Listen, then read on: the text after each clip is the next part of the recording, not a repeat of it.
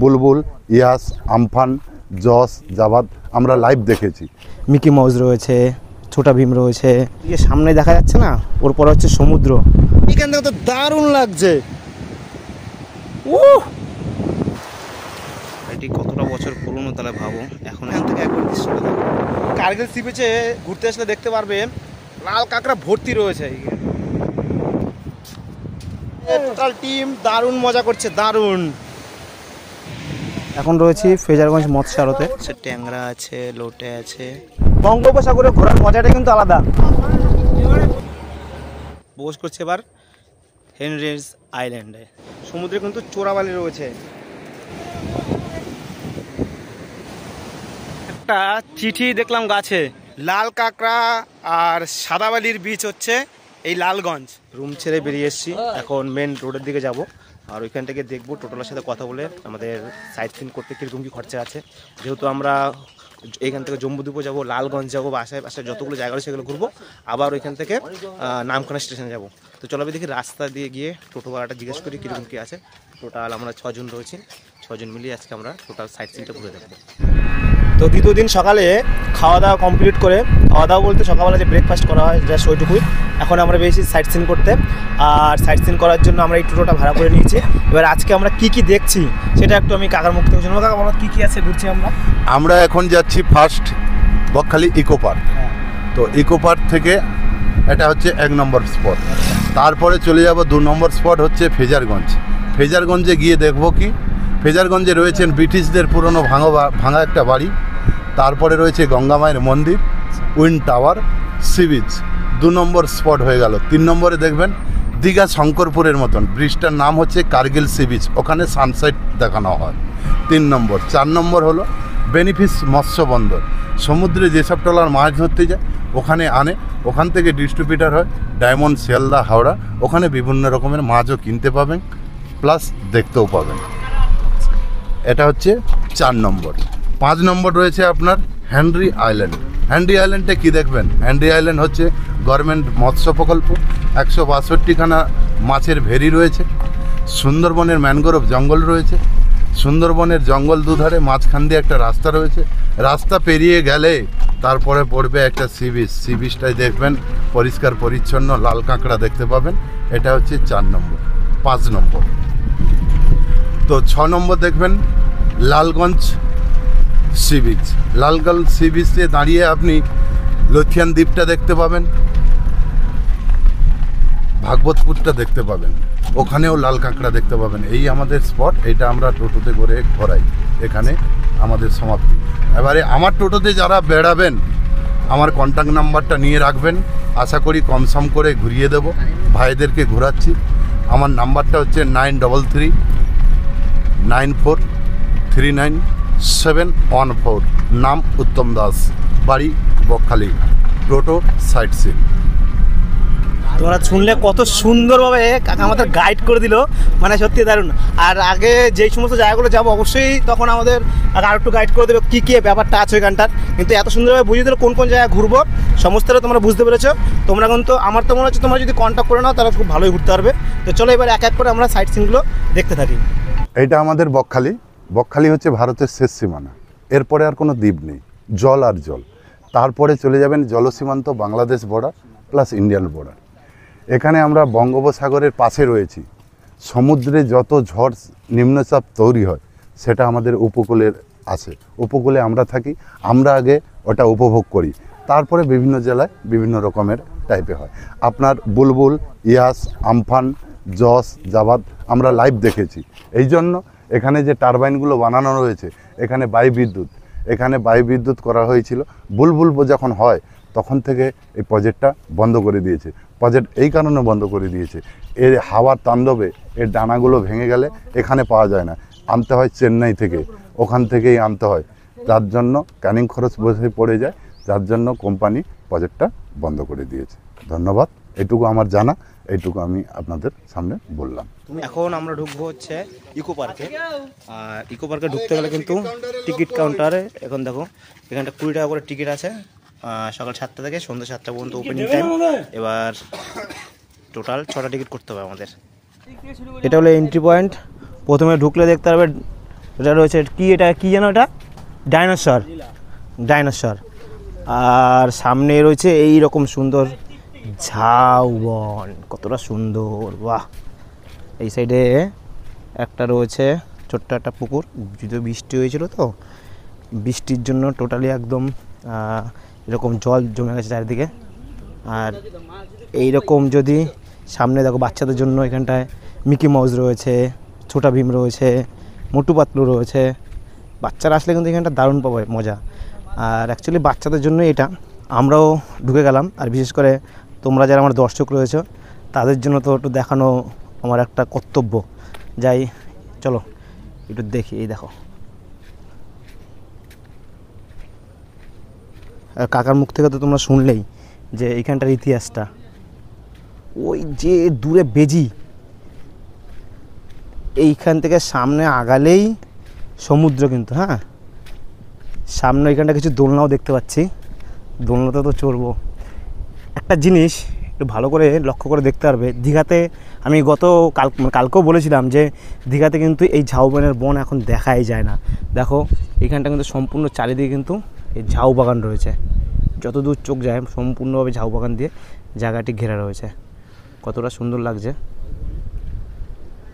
ও এইখানটাও ছাগলের দল আছে, ছাগল চড়াতে। এই যে এখানটা দোলনা রয়েছে, জায়গাটা দোলনার জন্যই রয়েছে, যেহেতু বাচ্চারা আসে তার জন্য কিন্তু দোলনা দিয়ে জায়গাটা পুরো সুন্দরভাবে করা রয়েছে দোলনা খাওয়ার জন্য। আর এদিকেই রয়েছে ওই যে সামনে দেখা যাচ্ছে না, ওর পরে হচ্ছে সমুদ্র। আর এইখানটা দেখো জল রয়েছে, এটা একটা বাঁধ বলা যেতে পারে।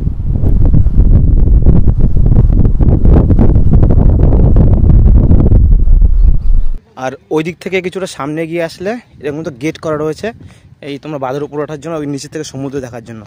আসলে হয়তো দেখলে মানে বাইরে থেকে যদি মনে করে যে এখানটা ঢুকবো না, 20 টাকা করে যেহেতু টিকিট, যদি মনে করে যে না ঢুকবো না কিছুই নেই, কিন্তু আসতে পারো, সেখানটা ঘুরলে খারাপ হবে না। কারণ হচ্ছে ঝাউ বাগানটা তো ছবি তোলার জন্য কিন্তু একটা সুন্দর জায়গা। তো আমি তো বলবো অবশ্যই এসে কিন্তু ঘুরো।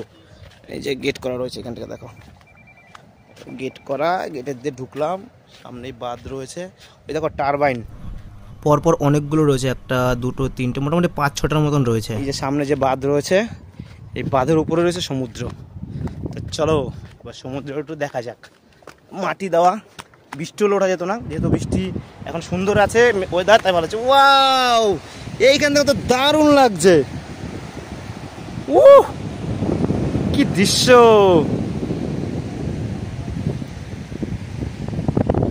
আমি তো বলবো সত্যি আসো, 20 টাকা দিয়ে হলেও এইখানটা আসো, শান্তি পাবে। আর সামনেই দেখো এই যে টারবাইনগুলো রয়েছে। ওই কাকা বলছিল না যে এখানটায় আমফানের জন্য সব জায়গাগুলো এরকম নষ্ট হয়ে গেছে, তারপর থেকে প্রজেক্টে টোটাল বন্ধ হয়ে গেছে। এটা হলে খুবই ভালো হতো। আর সামনেই রয়েছে পুরো সমুদ্র।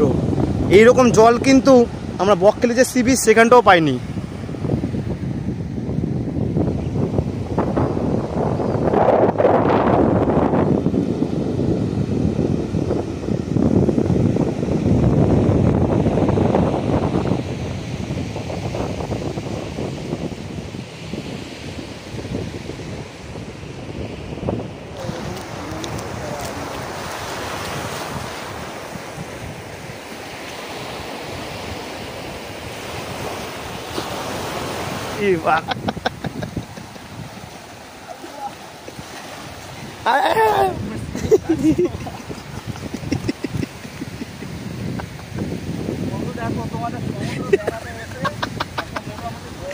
সাবধান, এখানটায় স্লিপ রয়েছে। আমার বন্ধু বিপুল একটা মাছ ধরেছে। যাই হোক,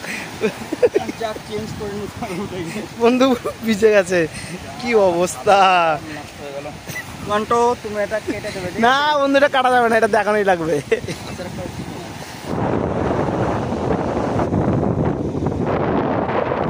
তো এই মোটামুটি ইকো পার্কটা ভ্রমণ করা কমপ্লিট হয়ে গেছে। তো এখন নেক্সট গন্তব্য জায়গায় ড্যাম। এখন আমরা পৌঁছেছি ফ্রেজারগঞ্জে। আর ফ্রেজারগঞ্জে পৌঁছানোর সাথে সাথে প্রথমে যেটা দেখবে, এই গঙ্গা মায়ের একটা মন্দির রয়েছে। জয় মা গঙ্গা। এখানটা রয়েছে গঙ্গা মায়ের মন্দির, আর ঠিক তার পাশে রয়েছে সেই ব্রিটিশ আমলে ফেজার সাহেবের সেই পুরনো ভাঙা বাড়িটি। বাড়িটি কতটা বছর পুরনো তাহলে ভাবো, এখনও সেভাবে রয়েছে, ধ্বংসস্তূপ অবস্থায় রয়েছে এখন।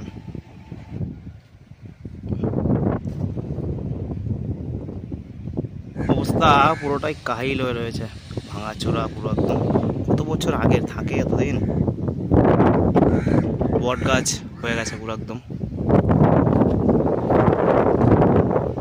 আর এই ফেজারগঞ্জে, এই ফেজারগঞ্জ মানে ফেজার সাহেবের বাড়িটা ছাড়াও আর একটা জিনিস রয়েছে, সেটা হচ্ছে এই যে এখান থেকেও সি বিচটা পুরো সুন্দরভাবে দেখা যায়।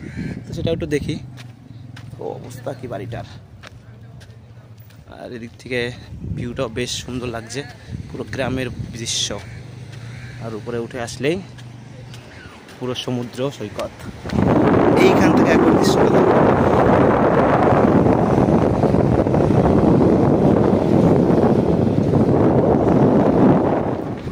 ফেজারগঞ্জ আমরা ভ্রমণ করে এখন চলেছি কার্গিল সি বিচের দিকে, ওইখানটায় ভ্রমণ করব। এখন আমরা যে সাইড সিনটি ঘুরতে এসেছি এটা হচ্ছে কার্গিল সি বিচ। তবে এই সি বিচটাতে বিকেলবেলা আসলে নাকি ভালো হয়, কারণ এখান থেকে সানসেট দেখতে খুব ভালো লাগে। আর এখানটা দেখা যাচ্ছে সামনে কিন্তু শৌচালয় রয়েছে, আর ঠিক এইখান থেকে পুরো সমুদ্রটা সুন্দরভাবে দেখা যায়। আর এখানটা ঢেউ কিন্তু বেশ ভালো রয়েছে, সেই আমরা দীঘায় দেখি না শঙ্করপুরে যেরকম ঢেউ আসে সেরকম কিন্তু এখানটাও ঢেউটা রয়েছে বেশ ভালো। আর দূরে ওই রয়েছে জম্বুদ্বীপ, আমরা যাবো কিন্তু জম্বুদ্বীপে নামা বারণ আছে নাকি, তো ঘুরতে যাবো। এই সামনে এখানে স্লিপ আছে কিন্তু সাবধান। এখানটা আসলে সুন্দর করে ছবি তুলতে পারবে, বেশ ভালো লাগবে। এই যে পাথরগুলো ফালানো রয়েছে, পাথর তো না এগুলো কি বলে কে জানি, এগুলোতে কিন্তু সুন্দরভাবে ঘুরতে পারবে। আর সমুদ্রের আওয়াজটা শোনো, কত মানে সাই সাই করে আওয়াজ হচ্ছে। কিন্তু আর বন্ধু তো ওই পারে চলে গেল, আমি যাব কি করে? ওইবার একটু লাফ দিয়ে চলে এসছে এইবারে। আর এই যে সমুদ্র, পা ভিজিয়ে যাবে সমুদ্র সম্পূর্ণভাবে।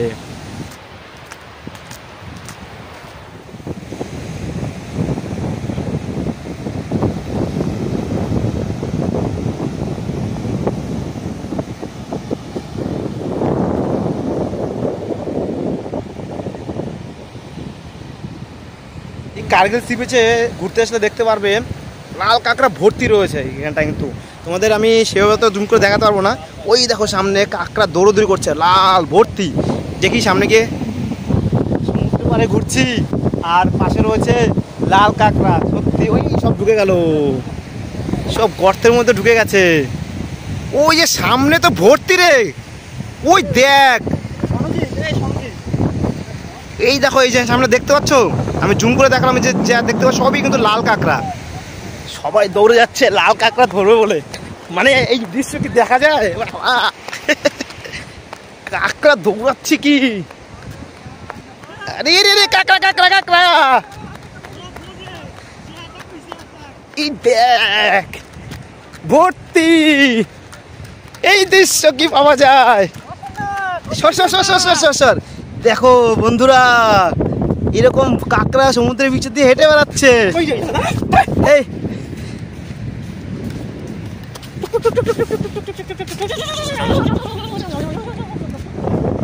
গর্ত পাইতেছে না।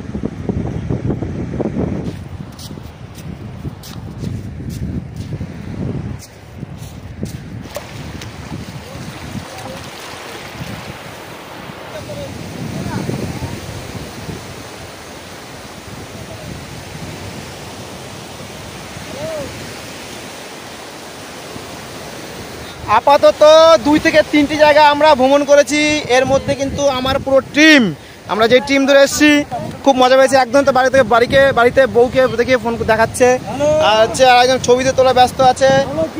টোটাল টিম দারুণ মজা করছে, দারুণ। বল সাধু কেমন লাগছে তো লাল কাঁকড়া ধরে? লাগছে প্রচন্ড কাঁকড়া, এটা তালছাড়ি না, কিন্তু এখানে দেখো এটা নতুন জায়গা, তালছাড়িতে কাঁকড়া পাওয়া যায় না, তালছাড়িতে কাঁকড়া পাওয়া যায় না, কিন্তু এখানে প্রচুর ছিল। আমরা এসেছি তাই পুরো সব ঢুকে গেছে গর্তের মধ্যে, কিন্তু এই একটা পেলাম আমরা হাতে, আরও দেখলে 2-3টে পাওয়া যাবে। তো এগুলো এখন আমরা জলে ছেড়ে দেবো, যেহেতু এগুলো মারা উচিত নয়, খাওয়া যায় না, তো এগুলো নেওয়ার কোনো দরকার নেই, আমরা এখনই জলে ছেড়ে দেবো এগুলো। Thank you. চলো ছুঁড়ে ফেলে দাও। এটা এখন যা ভাই, আস্তে আস্তে চলে যা। ইয়েস, চল চল চল চল চল চল চল চল চল চল।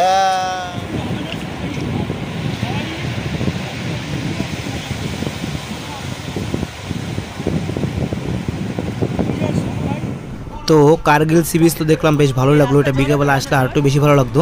তো এখন আমরা চলেছি ভেনফিশ বা বলতে পারো যে ফ্রেজারগঞ্জের ফেরিঘাট, সেইখানটায়। এবার আমাদের টোটো ভাড়া কত করেছে সেটা একটু বলি। আমরা কিন্তু টোটাল 1000 টাকা দিয়েছি, কারণ হচ্ছে এই টোটোর কিন্তু যদি তোমরা লালগঞ্জ আর হচ্ছে জম্মুদ্বীপে ভ্রমণ না করো তাহলে মোটামুটি 4 থেকে 500 টাকার মধ্যে ভ্রমণ হয়ে যাবে। আর যদি তোমরা ওই দুটো জায়গায় অ্যাড করো তাহলে কিন্তু মোটামুটি 1000 থেকে 1200 টাকা চেয়ে থাকে। এটা হচ্ছে বেনিফিশ মৎস্য বন্দর। এইখান থেকে আমাদের 5 টাকা করে পার হেড টিকিট কাটতে হলো, আর টোটো ভাড়া হচ্ছে 10 টাকা। টোটাল 40 টাকা দিয়ে কিন্তু আমাদের টিকিট কেটে তারপরে বেনিফিশে যেতে হলো। এখন আছি ফ্রেজারগঞ্জ মৎস্য আড়তে, আর এইখান থেকেই আমাদের ট্রলার ভাড়া করে পার হেড তারপরে আমাদের যেতে হবে হচ্ছে এই যে জম্বুদ্বীপ রয়েছে, জম্বুদ্বীপের উদ্দেশ্যে। যদিও নাকি শুনেছি জম্বুদ্বীপে কাউকে এন্ট্রি করতে দেওয়া হয় না, কিন্তু ওই আশপাশ থেকে আমরা ঘুরে আসবো। আর সামনে ঠিক রাস্তাটা এরকম, এই সামনে বোট রয়েছে, এই বোটে করেই ঘুরতে হবে। তো এখন রয়েছি ফ্রেজারগঞ্জ মৎস্য আড়তে, আর এইখানটার সামনে দেখো এই মাছ ধরার সব বোটগুলো রয়েছে, এই বোটে করে মাছ ধরা হয়। আর এইখানটায় তোমরা যদি বোটে করে ঘুরতে চাও, পিছনে বোটগুলো দাঁড়ানো রয়েছে, ওই বোটগুলোতে ঘুরাবে। সেই বোটগুলোতে ভাড়া হচ্ছে পার হেড 150 টাকা। কিন্তু একটা কন্ডিশন রয়েছে, যেখানে 20 জন না হলে কিন্তু একবারে ছাড়ছে না। এবার 20 জনের জন্য আমাদের একটু ওয়েট করতে হবে। এবার দেখি কতজনে 20 জন হয়। না হলে তোমরা যদি চাও যে 6 জন 5 জন মানে টোটাল ভাড়া করে ঘুরবে, সেক্ষেত্রে আমাদের বললো 2500 টাকা লাগবে। কিন্তু অত বাজেট দিয়ে আমরা ঘুরবো না, আমরা 6 জন রয়েছি, আর মোটামুটি 14 জনের জন্য ওয়েট করছি। বলা আছে কাকাকে।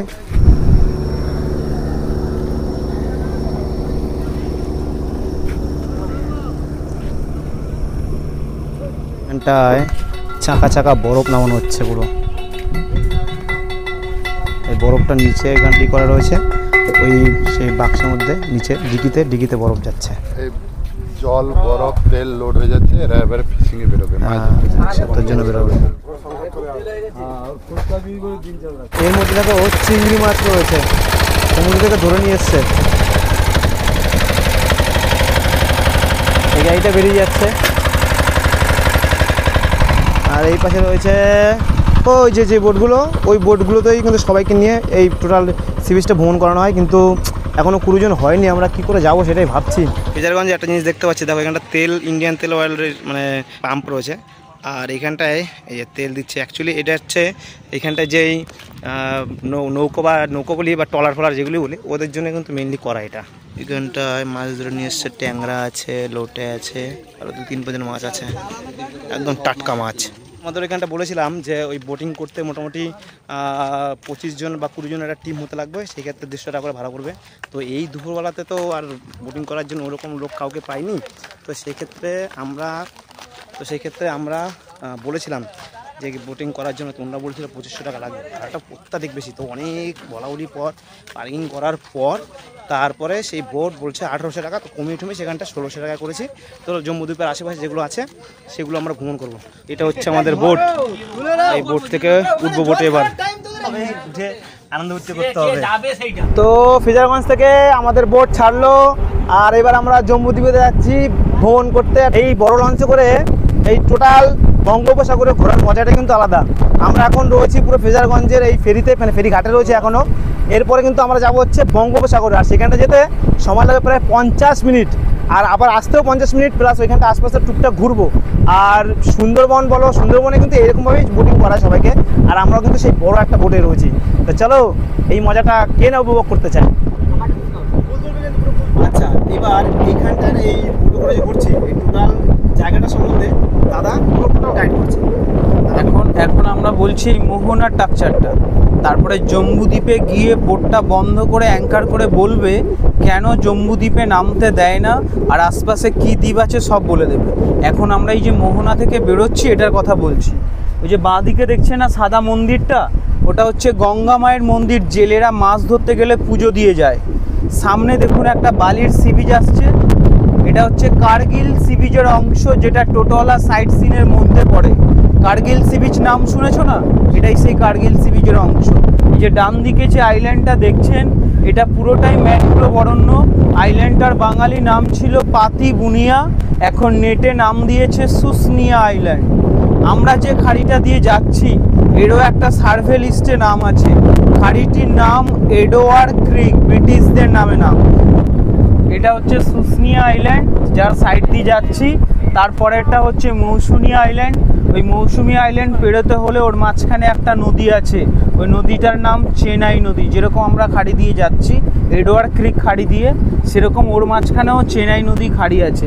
তারপরে হচ্ছে গঙ্গাসাগর আইল্যান্ড, তারপরে হচ্ছে মৌসুমী আইল্যান্ড। বুঝতে পারলেন? আমরা এইদিকেই যাচ্ছি। বঙ্গোপসাগরে ভ্রমণ করছি আমরা, সামনে রয়েছে মৌসুমী আইল্যান্ড। সত্যি এই যাত্রাটা আমাদের দারুণ লাগছে, দারুণ।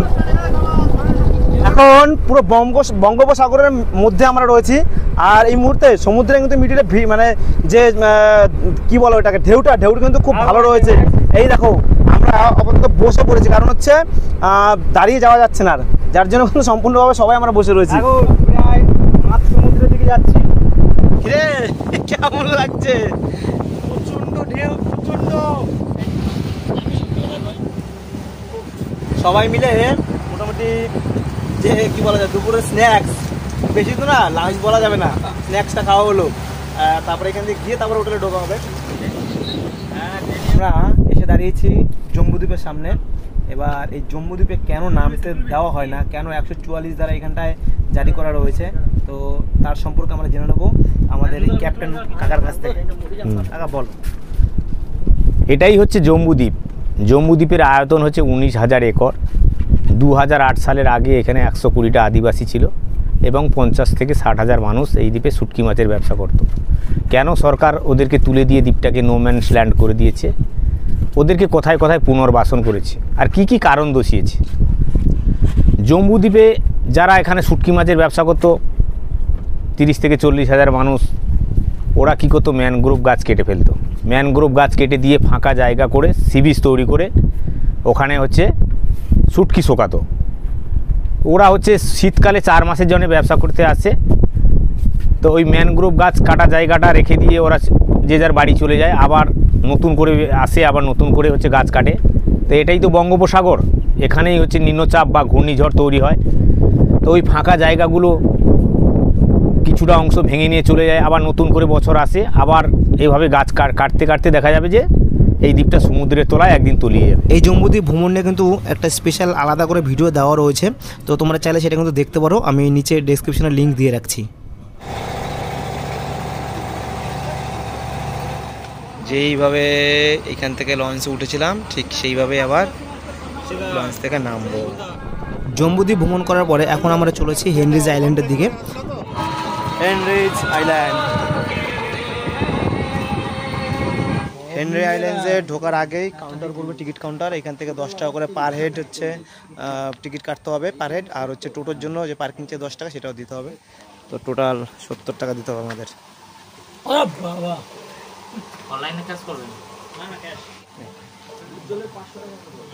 টোটাল 7টা টিকিট। বাহ, রাস্তাটা তো বেশ সুন্দর, একদম নারকেল গাছ দিয়ে চারিদিকে সাজানো রয়েছে। তোমরা যারা চাও যে এখানটা এসে কটেজ নিয়ে থাকবে, তারা এখন থাকতে পারে। এগুলো সব সরকারি, এগুলো অনলাইনে আর কি বুকিং করতে হবে আগে থেকে। হেনরি আইল্যান্ডে দেখো সুন্দর সুন্দর কটেজ রয়েছে, বেশ ভালো।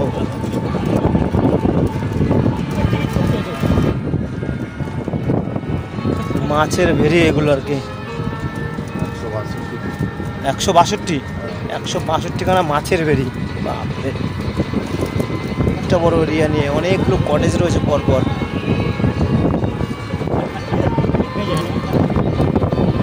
হেনরি আইল্যান্ডের এরিয়ার মধ্যে ঢোকার আগেই সরকারি একটা সুন্দর কমপ্লিট চা কফি এখানে পাওয়া যায়। এই সুগার ফ্রি বিস্কুটগুলো নিলাম 2 টাকা করে পিস। তো ওরা চা কফি নিচ্ছে, আমি চা কফি খাবো না, আমি শুধু বিস্কুট নিলাম। খিদে পেয়ে গেছে, মারাত্মক পরিমাণে খিদে পেয়েছে। আসার সময় রাস্তায় কোনো কিছু দেখলামও না, হয়তো মেন শহরে গিয়ে খাবার পেতে পারি। আর যেতে হবে আমাদের ঠিক এইদিকে, এই যে পোস্ট করছে এবার হেনরিজ আইল্যান্ডে, আর দুপাশেই রয়েছে এরকম ম্যানগ্রোভ গাছের পুরো বাগান।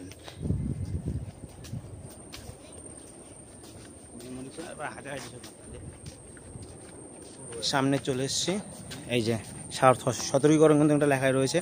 কাঠের উপরে একা একে পার করতে হবে, কারণ হচ্ছে কাঠের পোল তো সেভাবে জন্য আস্তে আস্তে আস্তে আস্তে পার হতে হবে। তাড়াহুড়া করার কিছু নেই, আস্তে আস্তে পার হবে, সুস্থভাবে পার হবে। এদিকে এরা ফটো তোলার জন্য ব্যস্ত। চারিদিকে রয়েছে ম্যানগ্রোভের জঙ্গল আর গাছপালা তো ভর্তি রয়েছেই, বেশ ভালো লাগছে।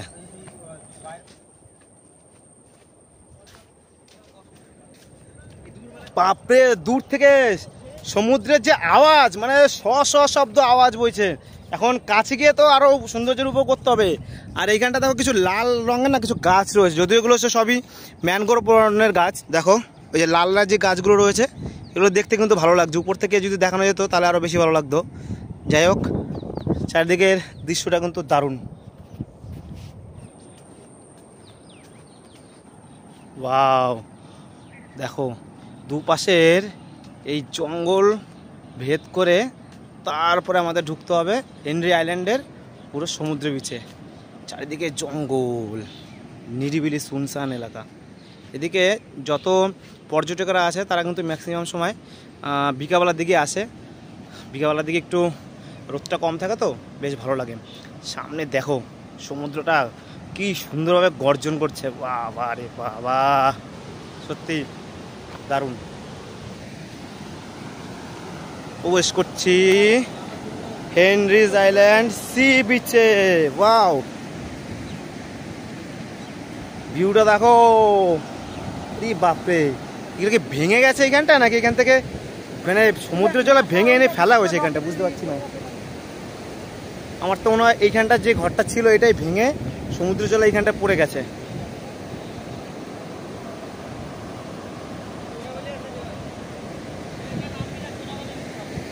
একটা কথা বলে রাখি, একটা সতর্কীকরণ, ওইখানটায় যেহেতু বোট টানানো ছিল যে এখানটা নামা বারণ, অর্থাৎ সমুদ্রে যেন না নামে। কারণ হচ্ছে সমুদ্রে কিন্তু চোরাবালি রয়েছে।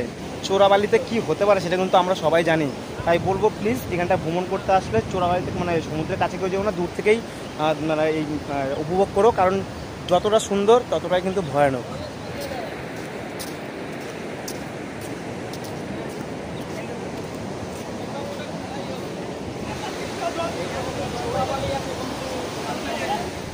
আসলে শীতকালে কিন্তু হেনরিজ আইল্যান্ডে কিন্তু পাড় ধরে হাঁটা যায়, যেহেতু এখন বর্ষার সময় তো তাই জলের তোরে কিন্তু সমস্ত কিছু ভেঙে গেছে এবং পাড়টা পুরো সম্পূর্ণ নোংরাই রয়েছে, যার জন্য কিন্তু এখানটা নামাও যাচ্ছে না। তো অন্যান্য সময় নাকি এখানটা নামা যায়। সমুদ্রের স্রোতও কিন্তু বেশ এই সময় ভালো রয়েছে।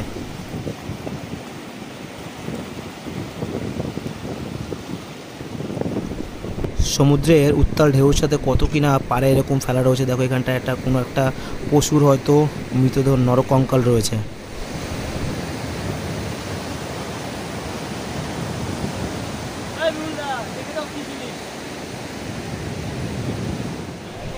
তবে যাই হোক, কিন্তু এইখানটায় সমুদ্রের যে ঢেউটা দেখো, মানে দেখতে পাচ্ছি নিরিবিলি ঢেউ, কিন্তু দেখতে বেশ ভালোই লাগছে। তো এইখানটায় এসে কিন্তু বিকেলবেলা কিছুটা সময় কাটানো যেতেই পারে, বেশ নিরিবিলি। তবে এখন পাড়টা অনেকটাই নোংরা। তো এখানটা ঘুরতে ঘুরতে একটা চিঠি দেখলাম গাছে। দেখতো কি পড়া আছে এটা? এখানে লেখা আছে, আমি তোমাকে আকাশ সমান ভালোবাসি, সমুদ্রে যত ঢেউ আমি তোমাকে ততখানি ভালোবাসি, এই পৃথিবীকে যতখানি ভালোবাসা ঘিরে আছে আমি তোমাকে ততখানি ভালোবাসি, ঘড়ির কাঁটার ঘন্টা মিনিট সেকেন্ড মাইক্রো সেকেন্ড যতবার টিক টিক করে আমি তোমাকে ঠিক ততখানি ভালোবাসি। ওরে আমার প্রেম রে, প্রেম যেন গাছের ঝুলাই দিছে। হেনরি আইল্যান্ড আমাদের ভ্রমণ করা কমপ্লিট, বেশ ভালোই লাগলো। কিন্তু মানে সমুদ্রের জল অনেক কিছু এখানে ফেলেছে, নোংরা হয়ে গেছে, যার জন্য সামনের দিকে যাওয়ার কারণ আগে যাওয়া যেত, এখন যাওয়া যাচ্ছে না। যাই হোক, এবার আমাদের পরবর্তী গন্তব্য উদ্দেশ্যে যেতে হবে, আর তার আগে কিছু খাওয়া দাওয়া করতে হবে। এখনও দোকানপাট পাইনি খাওয়ার জন্য, দেখা যাক সামনে গিয়ে পাইনি কি। আর কিছু ট্যুরিস্ট এখন এসছে ভ্রমণ করতে। এই হেনরিজ আইল্যান্ডে তোমরা যদি আসো তাহলে কিন্তু এখানটায় অনেক কটেজ পেয়ে যাবে থাকার জন্য। এগুলো সবই সরকারি কটেজ। তো সরকারি যে পোর্টাল আছে সেই পোর্টালে গিয়ে তোমরা বুক করে নিতে পারো। তো হেনরি আইল্যান্ড দেখে এখন আমরা চলে এসেছি লালগঞ্জ। আগে বলেছিলাম লালগঞ্জটা আমরা বলেই মানে অ্যাড করেছি, লালগঞ্জের মধ্যে প্যাকেজের মধ্যে থাকে না, সেটা বলে তার জন্য এক্সট্রা টাকা দিয়েছে। সেটা তোমরা প্রথমেই বললাম যে কত কী ভাড়া নিয়েছে। এবার এই যে লালগঞ্জটা একটু ভ্রমণ করে দেখি। পুরো ওই গ্রামে রাস্তার ভিতর দিয়ে এসেছি, মোটামুটি 4-5 কিলোমিটার হচ্ছে হেনরি আইল্যান্ড থেকে লালগঞ্জের দূরত্ব। তো চলো এবার সমুদ্রে সি বিচে নামা যাক। দেখো ওইখানটায় বিকেলবেলার ছেলেপেলেরা খেলাধুলা করে সমুদ্রে পারে, মানে সত্যি ব্যাপক জীবন ওদের। বাচ্চা কাচ্চাদের এরকম সমুদ্রের পাড়ে বসে খেলাধুলা করছে, কত সুন্দর। ফুটবল খেলবে ওরা এখন। লাল কাঁকড়া আর সাদাবালির বীচ হচ্ছে এই লালগঞ্জ। এই লালগঞ্জে কিন্তু অনেকে নাইট স্টে করে, হচ্ছে ওইখানটায় অনেকগুলো ক্যাম্প রয়েছে, সেই ক্যাম্পে কিন্তু অনেকে নাইট স্টে করে। তার জন্য হয়তো 1100 টাকা 1200 টাকা করে পার হেড নেয়, 3 বেলা খাবার দেয়, আর সাথে কিন্তু এই সমুদ্র সি বিচ ঘুরে থাকে। এখন মানে একদম এই ঝাউ বাগানটা আমার সামনে যে দেখো ঝাউ বাগানটা দেখা যাচ্ছে, এই ঝাউ বাগানের ওপারেই হচ্ছে সেই ক্যাম্পগুলো। শুধু লাল কাঁকড়া আর লাল কাঁকড়া ভর্তি। আমরা হাঁটছি তো, আর সামনাসামনি থেকে দৌড়ে দৌড়ে ঢুকে যাচ্ছে গর্তের মধ্যে। দেখো যেই রাস্তাটা দিয়ে আমরা এটা ঢুকছি না, এই সমস্ত রাস্তা দিয়ে কিন্তু ক্যাম্পের সামনে যায়। ঝাউবনের দেখো ফল ফুটেছে গাছে, আমি তো ফার্স্ট টাইম দেখছি, আমি এর আগে কিন্তু দেখিনি এই ঝাউ গাছের ফল। তোমরা দেখেছো কিনা কমেন্ট করে জানিও। শান্ত এই ঝাউবন, এখানটা ভ্রমণ করতে আসলে সকলেরই ভালো লাগবে। এটা হচ্ছে ঝাউ বাগানটা, টোটালি এইখানটা আর কি শেষ হচ্ছে মিডিল থেকে, আর অনেকটা দূরে আছে, কিন্তু এই পাশটা থেকে শুরু হচ্ছে আবার মানে গ্রামের রাস্তা। গ্রামের রাস্তা আস্তে আস্তে এই লালগঞ্জ, এই নামখানা বা বকখালি টোটাল গ্রামের পরিবেশের মধ্যে ঢুকে গেছি। দেখো গ্রামগুলো কী হবে, এই সামনে দিয়ে কিন্তু এই ঘরগুলো পাকা রয়েছে, পুরো বাড়িটা কত সুন্দর লাগছে, গ্রামের বাড়িতে হেভি লাগছে, দারুণ। এই পাশে রয়েছে তুলসী মঞ্চ। আসলে এই সমস্ত জায়গাগুলোতে যদি শুধু গ্রাম ঘুরতে একদিন আসা যায় তাহলে কিন্তু খুবই ভালো হয়।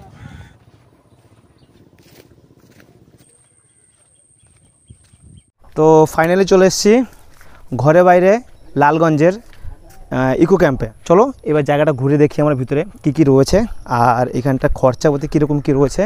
এখানটা খাওয়া খাওয়ার জন্য আলাদা করে জায়গা করা রয়েছে, থাকার জন্য এই টেন্টের মতন করা রয়েছে, এগুলো হয়তো সব বেড টেন্ট।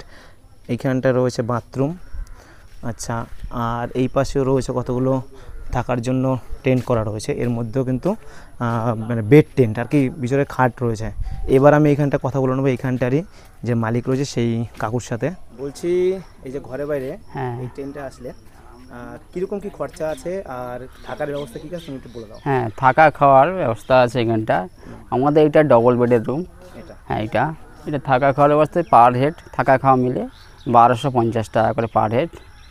আর আছে ওইটা 4 বেড আছে, এটা বড় রুম আছে, ওইটা 4 বেড, এটা 4 বেড আছে। ওইটা থাকা খাওয়া 1500 টাকা। 1500 টাকা। তুমি হ্যাঁ, খাবার দিচ্ছ কবেলা? খাওয়া দিচ্ছি 3 বেলা। 3 বেলা খাবার। হ্যাঁ, লাঞ্চ, ডিনার, সকালে ব্রেকফাস্ট এবং সঙ্গে সন্ধ্যার সময় ইভিনিং স্ন্যাক্স। আচ্ছা, ফোন নাম্বারটা আমি দিয়ে দিলাম এখানটা, 2টো ফোন নাম্বার তোমরা ডিসক্রিপশনও পেয়ে যাবে, কিংবা এখান থেকে নিয়ে নিও। ঘরে বাইরে যে কটেজটা ওইটা আসবে কী করে, নামখানা স্টেশনে নেমে যে কোনো টোটোওয়ালাকে বা অটোওয়ালাকে বললে হবে যে আমি ঘরে বাইরে যে ট্রেন রয়েছে সেখানটা যাবো, ওনারা যে কোনো লোক তোমাদের এখানটা নিয়ে আসবে, অসুবিধা হবে না। কিংবা এখানটায় ওনার যে ফোন নাম্বার, ওনাকে ফোন করলেও হবে, ওনারা মানে টোটো বা অটো পাঠিয়ে দেবে, সেক্ষেত্রে কোনো প্রবলেম হবে না। তো চলো এবার যাওয়া যাক। গড়িকাটায় সময় এখন 7টা 30, আর এই নামখানা থেকেই হচ্ছে 7টা 40-এর ট্রেন রয়েছে। সারাদিন এসে ঘোরাঘুরি করলাম, তো এই ট্রিপটা এখানটাই শেষ করছি আমরা। এখন এইখান থেকে শিয়ালদা যাবো, 7টা 40-এর ট্রেন রয়েছে, এবং 7টা 40-এর ট্রেন ধরে যাবো শিয়ালদাহ থেকে দেখি রাত কটার ট্রেন পাই, বাড়িতে যেতেই হবে এই জন্য। স্টেশনেও ঢুকলাম, আর সাথে সাথে ট্রেন ঢুকে গেছে, মোটামুটি 7টা 35-এর ট্রেন ঢুকলো, 7টা 40-এর ছাড়ার কথা, হয়তো 5-10 মিনিট হয়তো লেট হতে পারে। যাই হোক, 7টা 40-এর ট্রেন, তোমরা সেইভাবে এগোবে। আর ট্রেনটা মোটামুটি কিন্তু এখান থেকে ফাঁকাই রয়েছে, তো এই ট্রেন ধরে আমার শিয়ালদার দিকে যাব। আমরা সিট নিয়েছি কোন দিকে ভুলেই তো গেলাম। এই যে আমাদের বগি, এই যে এইখানটায় সিট রয়েছে টোটাল, এইদিকে আমরা রয়েছে, এই যে এই সাইডটায় আমরা রয়েছি। তো এইখান থেকে টোটাল পাড়ি দিতে হবে আমাদের 3 ঘন্টা লাগবে শিয়ালদা যেতে। 3 ঘন্টা, ওইখান থেকে প্লাস আরও মোটামুটি 1.5 ঘন্টা বাড়ি যেতে, মোটামুটি 4.5 ঘন্টা 5 ঘন্টার জার্নি করে তারপর আমরা বাড়ি যাব। খুবই মানে যেভাবে এসেছিলাম কষ্ট করতে করতে আবার সেভাবেই বাড়ি যেতে হবে। তো চলো দেখি ট্রেন কটার সময় ছাড়ে।